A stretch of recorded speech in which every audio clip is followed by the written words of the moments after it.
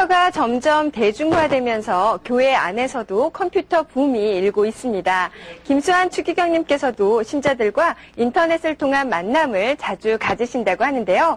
그렇다면 과연 이런 컴퓨터 통신이나 인터넷을 통해서 고해성사 보는 것도 가능할까요?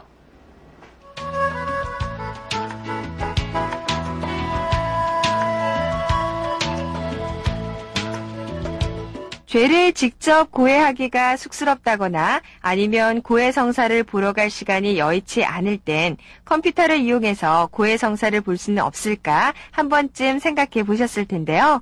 어떤 경우에도 컴퓨터 통신이나 인터넷을 통해서는 고해성사를 볼 수 없다고 합니다. 죄를 고해하고 죄를 용서받는 것은 아주 중요한 일이고 또 중요한 일은 본인이 직접 나서서 해결하는 것이 가장 올바른 방법이기 때문이죠.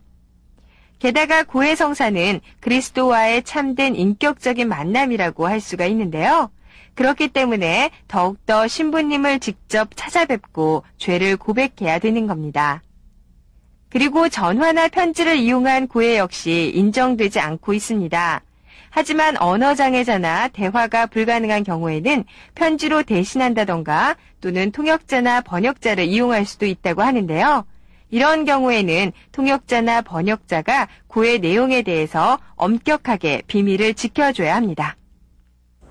우리는 보통 고해성사를 볼 때 자신의 죄를 개별적으로 고백을 하고 용서를 받고 있지요. 그런데 이런 개별적인 고백 없이 특별히 참회자들이 공동으로 함께 사죄를 받을 수도 있다고 합니다.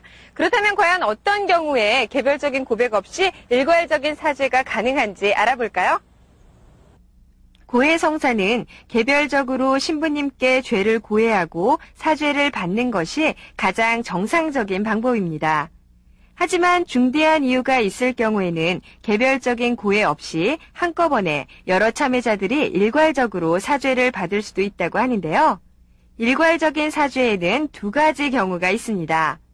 첫 번째는 참회자가 죽을 위험에 처해 있을 때 신부님께서 개별적인 고해를 듣기에 시간적인 여유가 없는 경우입니다. 그리고 두 번째는 참회자들의 수가 너무 많은 경우인데요.